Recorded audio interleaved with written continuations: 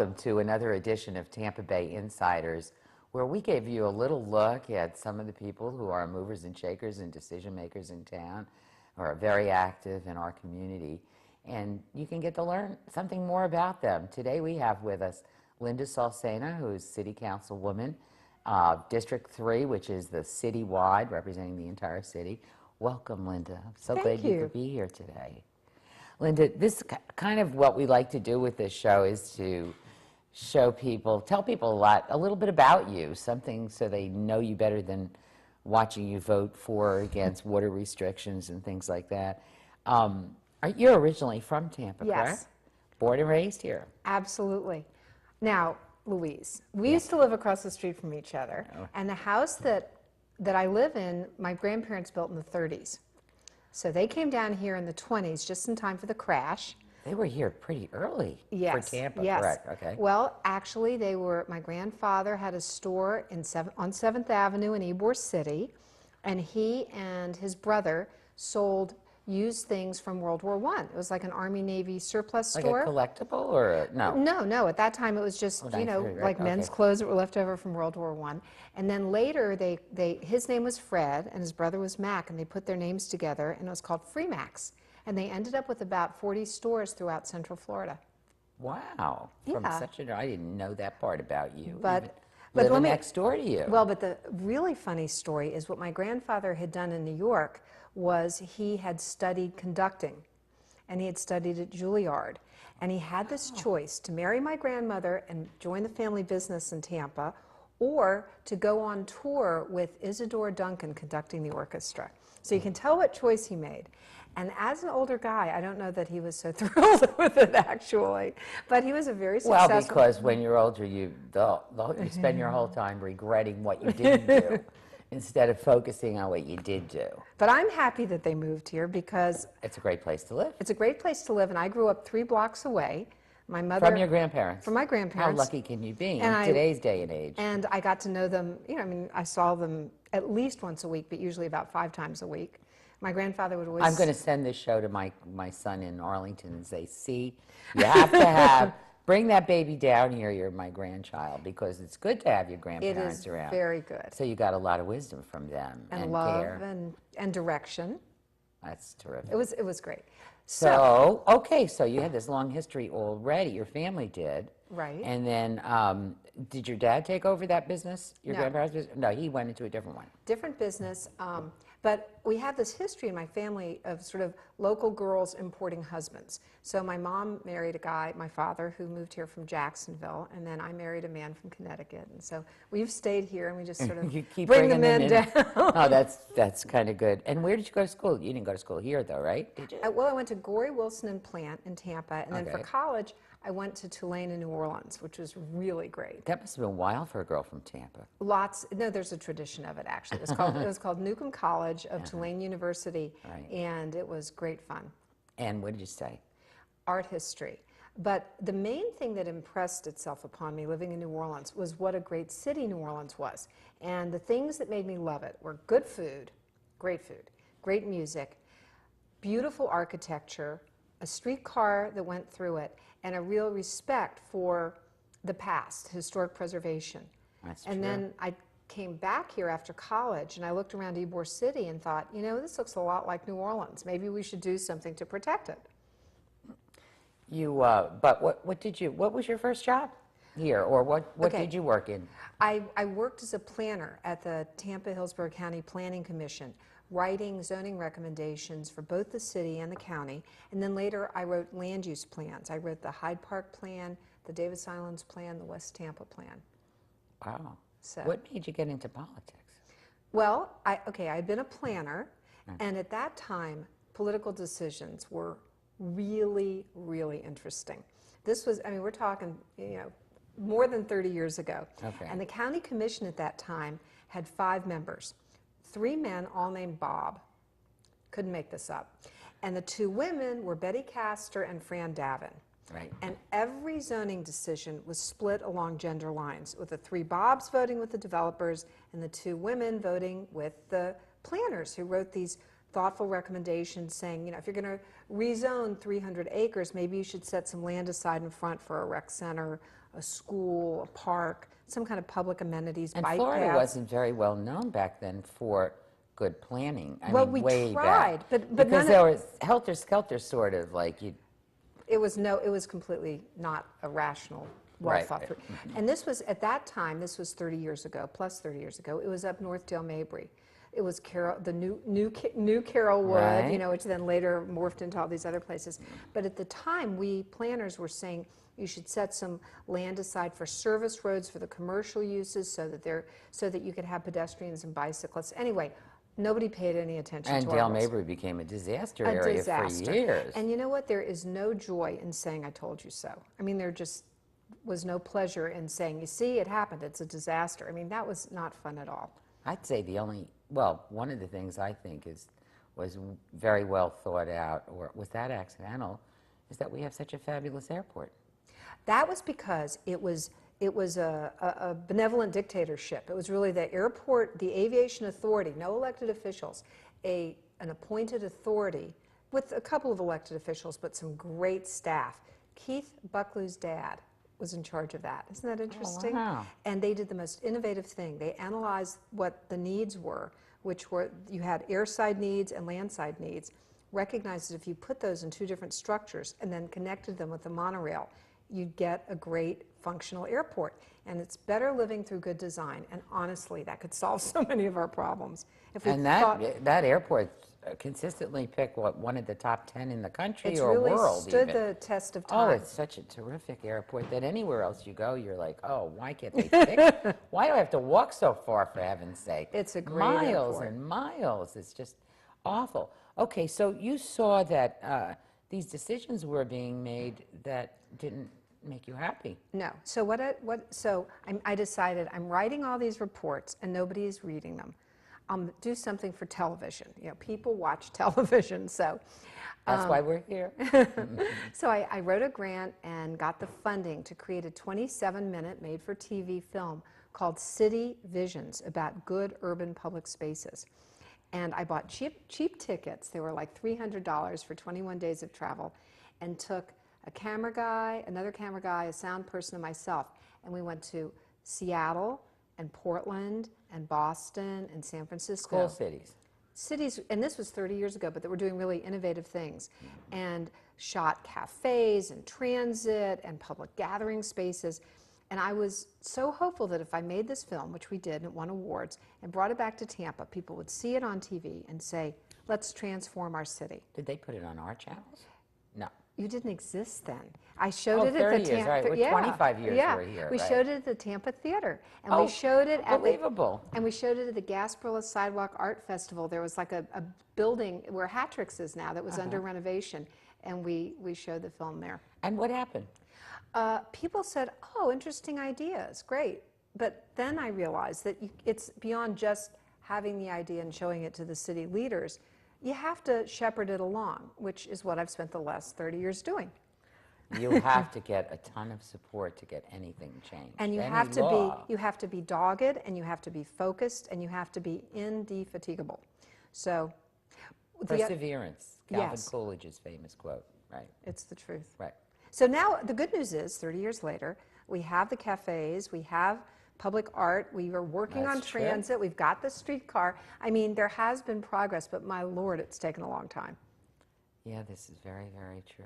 So you were disenchanted, I guess. Yes. This is, people like it, it won an award, but It here didn't- I am. I couldn't get it done. So that's what triggered I think I'll run for office? Or how did In a you- less linear way. Actually, what I did at that point was I showed my film up the East Coast of the U.S., and I ended up moving to Boston.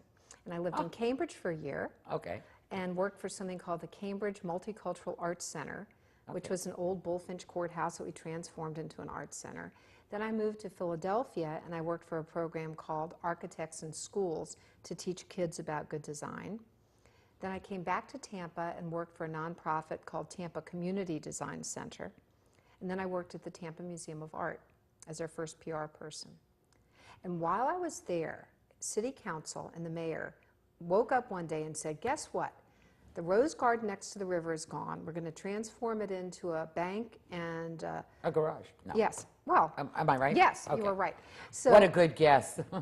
it's so Tampa. You have riverfront. Let's put a Oh, garage yeah, let's there. put a garage, right. So I said to my fiance at the time, Mark, you know, if I were on city council, I would insist that we have a design competition. They can't just say this, you know, slam bam. They need to have a public discussion. There needs to be public input.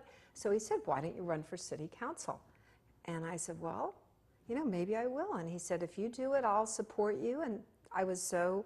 Your #1 fan, your husband. He's been wonderful. He's been This I so know. supportive since This, forever. This I know. And I did it, and I won, and then I thought, great, everybody will hear Were you these like ideas. probably one of the youngest?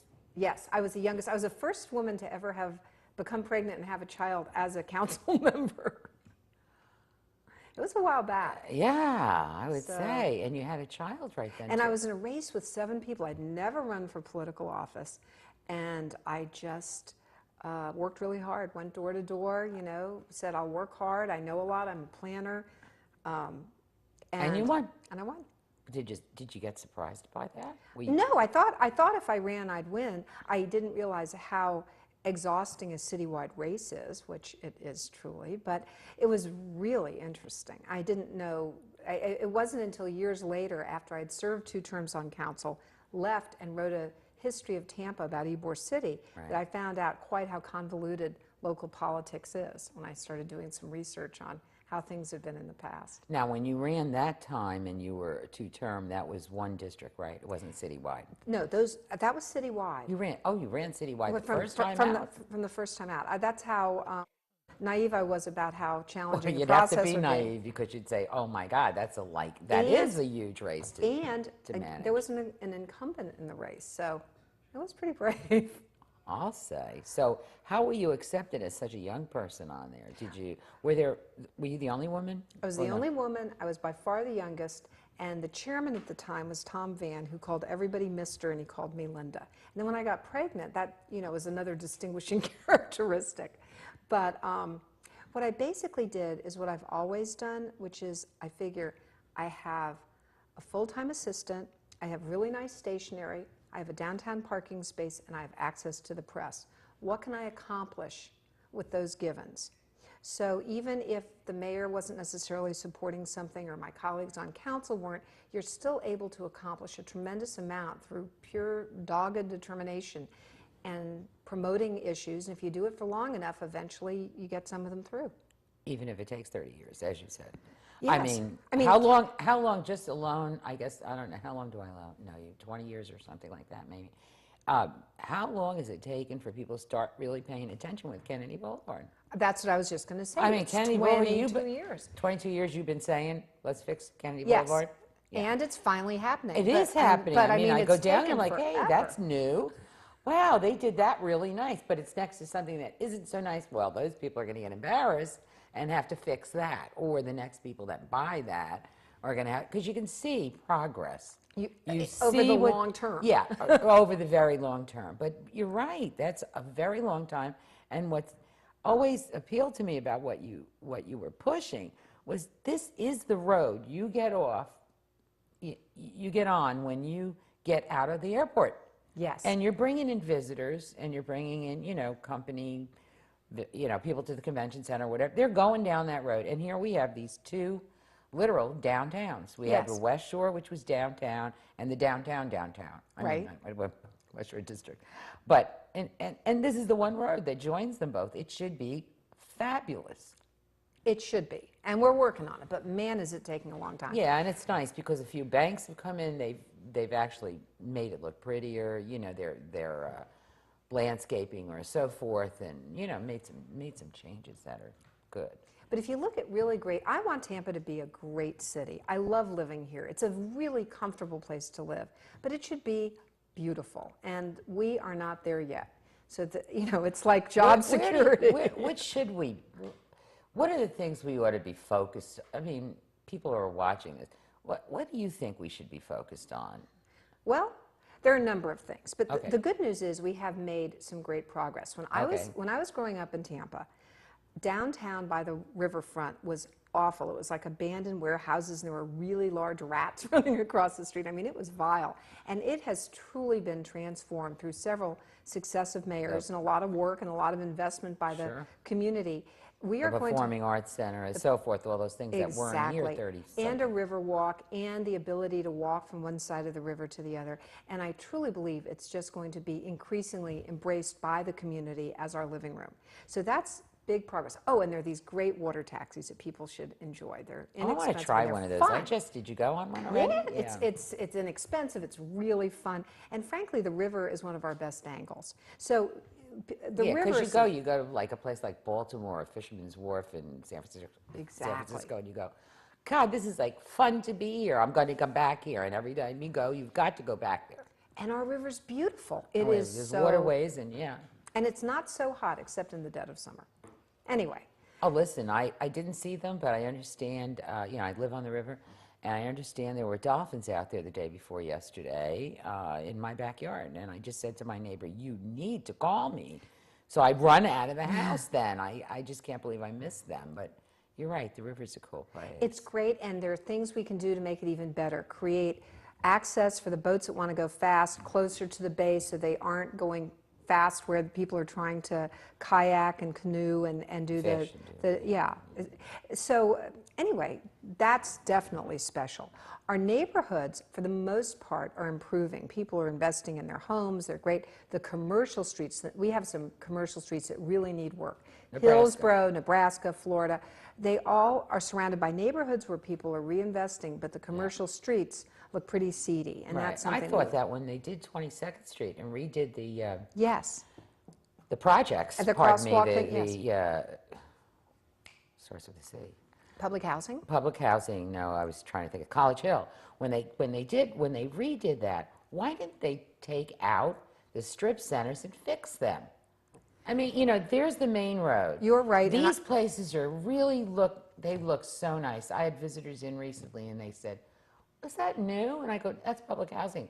They're like, you're kidding. That looks so nice. And then you look across the street, and the strip centers and so forth that are there, or the drugstores or supermarkets or whatever, laundromats, look terrible. So they need to fix that, and it's not the fault of the housing authority. No, they I only know have money to that's deal true. with the residential. We, the city, should have done it years ago. We looked at it. Some of the property owners were holding out for big bucks because they saw the city as having deep you were pockets. trying to buy them. Then Yeah, you because could have that's done the it. only way to do it. And it just, the bottom line is it didn't happen. It still needs to happen. I mean, that's so we need to be looking at main roads. And I also Yes. see up in my neighborhood, which is the old Seminole Heights neighborhood, that there's a lot of fixing up the infrastructure. They're tearing up some of the roads around the river, and they're putting in new drainage pipes, I guess, or sewerage pipes. And on Nebraska, we put in sidewalks and street crossings made of brick, so it's easier for pedestrians. Right. I'm really bullish on the city. I mean, I wish I could find the fast forward button so we could make these improvements more quickly. Whether it's expanding reclaimed water or getting a streetscape plan implemented, but I feel like we're doing the right things. We can do more right things. I had such a great meeting yesterday. It was with Greg Barnhill from Seminole Heights, and he said, other neighborhoods in the country have images at their key intersections where you know that you're entering that neighborhood. He said, we would like to do this. We need to figure out where to get the money and what the thing should look like, but we'd really love to do this. And this is coming not from the city down, this is coming from the grassroots up. Right. So I got together with him and Robin Nye, our public art person, to brainstorm, where do you get the resources, how do you create a process? This is so exciting. Tampa's neighborhoods are sort of feeling their oats and recognizing how special they are. And that through, working together, they can try to improve themselves, but improving the commercial strips is a big part of it. Okay. And making it comfortable for businesses to move in. I mean, big box stores in New Tampa, not a problem. The problem is trying to get some retail and real neighborhood serving uses into our older neighborhoods. Well, the only good news about the economic downturn is we've seen, I see this as good news, it's really strange, but a lot of big retailers are going under. So I think to myself, This okay. is not really good news. No, wait, okay, all right, that's bad news. Let's turn that into lemonade for just a second. So you guys got too big for your darn britches and couldn't figure out what you were doing anymore. You first took out all those little guys, took out the little restaurants, built chain ones, and did this and that. Nothing distinguishable. So now it's this chance, and these people are out of work. So when people are out of work and they can't find any other job, what I'm hoping is they'll create again the little hardware store, the little, they'll start really tiny because they haven't got the dough and whatever, and we'll go. And they'll make another little restaurant, a hole in the wall, but good food. And that this downturn, this is crazy lemonade. No, this is good. This is good, though. I'm saying this about the cable companies because they're too big for their britches, too. They've gone around and, hurt public access stations in 22 states by passing state video franchise laws that took local control out. So you guys are no longer in control of what these cable companies do, okay? And I'm on a cable station right now. But the thing is, they got too big. They're too big. Media companies got too big, and now they're having to lay off. And what's going to happen? We're going to have little bloggers and little other people who we will come to trust and may start another little newspaper or a little low-power TV station. That's what I'm hoping. Well, that's a great vision, and that kind of neighborhood, local, authentic voice is huge. And honestly, that's one of the challenges in these older neighborhoods that have this commercial space that needs renting, is that it's cheaper to rent, it's smaller, it's doable to start things on a local level. And are you familiar with Tampa Independent Business Alliance? Have you heard of that? I've heard of it. Marianne Ferenc from Mise en Place is the president. It's local, whether it's restaurants or hair salons or bookstores. Right. Yeah, I did hear about this. And their money stays in the local community, so this is a good thing. And council is trying to figure out how to support them, how to have some local preferences when we, the city, do purchasing to buy from local folks, because it would help our. That's a tough one too. Well, we're trying to figure it out. We actually have a meeting about it in a few weeks. You get 5 extra points if you're small. Well, that's what we're looking at. Like you get 5 extra points or some extra points if Something you're a like that. minority or a veteran. Right. Well, those things exist. Exactly. Yeah. It's a local preference, but this would be for local business, because local business is really helpful. Right. Of course, most of the things we have down here are branches or parts of something. The hotels are and so forth, and that money leaves here in some part. Right. Leaves here, goes to corporate headquarters. A tremendous amount of it leaves. The numbers are impressive. So here I am looking at this community, and like you, my children are growing up. They're going to school in big cities. One of my goals. We want them to come back down. Exactly. Come back home. I want Tampa to be so compelling, such a great place to be, such a dynamic place, so open to new energy and ideas that my kids will come back here. The Richard Florida scheme. Exactly. Yeah, we covered Richard Florida when he was down here, did a couple of shows, even with Deanne Roberts, who was doing the same thing. Mm-hmm. Her son was going away to Georgia Tech, like one of mine did, and I want him to come back. And so that Richard Florida's book, which, talks about creative cities, and they don't just mean this is a city for artsy people, they merely mean that it's open. Cafes, it's open to bicyclists, everything, community gardens, right. All of these things. And creative IT people. I mean, like a Seattle or, there's plenty of places like this around, like a San Diego or Silicon Valley or wherever, and Boston and Austin and all those places that are. But we've got we've got some wonderful people here right now. We have an enormous pool. And the problem, and I'm a New Yorker talking to you, the problem is so many times you think you're better off with the New Yorker from New York. Like they bought art, Right, and instead of buying the local let's people. Let's get it, well, they're from New York. And some of our folks have been already trained in New York. They may be former New Yorkers, or they may be native Floridians who went and studied there, or none of those things. I was going to say. And they're just as good, or if not, we skip talent. And so if you can figure that out in putting this together where they go for local more, yes. That's almost like take care of your neighbors first, your family first, and then your neighbors, and and your community. Right. Well, the truth is that then that expands to the world instead of like trying to be too big, and you don't get anything done. Well, what I see that government needs to do, and I've been working on this, is first of all, we need to make it interesting to be here, and then we need to not put so many barriers in the way of entrepreneurs wanting to do interesting things that they get frustrated. We want to make it friendly for people who want to create good things in our community. And the council has done some of those things, haven't they? Or I don't know how you do We it, have, but where yes. you create districts that, you know, the mortgages are less money, or there's some kind of incentive Incentives, yes. to go to West Tampa or East Yes. Tampa or different other areas. Yeah, right? you get some taxes waived in certain districts. You get, if you restore a historic building, you get some tax credits. If you locate in these areas that we are trying to get people to reinvest in, there are advantages. Right. And that's to the good. We're down to our last minute, Linda. Oh, Lord. I can't believe it's gone so really terribly fast. And so, I would end with asking you, you know, are there more things that we ought to be attending to? And I always want people to be encouraged to get involved in some way or another. Tampa is an open town. There are so many opportunities for engagement and creativity, and I'll just throw a couple out. The Urban Charrette, urbancharrette.com, brandtampa.com. These are entities that are about creating a better community, a more sustainable, green, interesting place, free, open to the public, get engaged. And so they can get engaged that way. Absolutely. They Or can call come my down, office. They can come down. And that's another thing a lot of people don't realize, I noticed. I'll hear a complaint about something. I mean, of course, this is a place to complain to.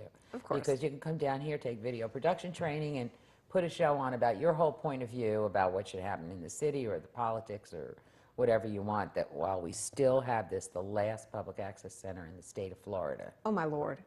Yeah, always being threatened, but the last one that is here, they can come down and do that. But what I notice is a lot of people, they'll tell me about something, and I'll say, did you call your city council? Did you call your state representative? What did you?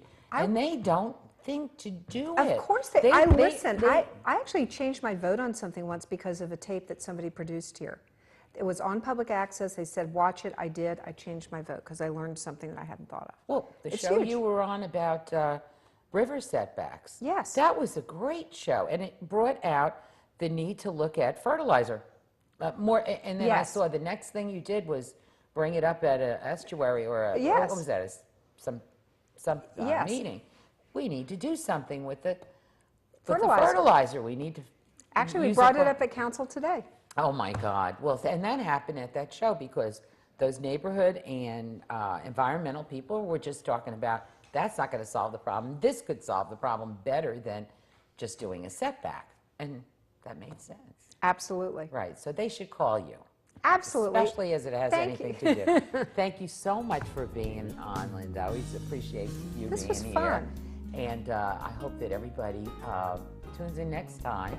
Appreciate the audience being here today. Thank you.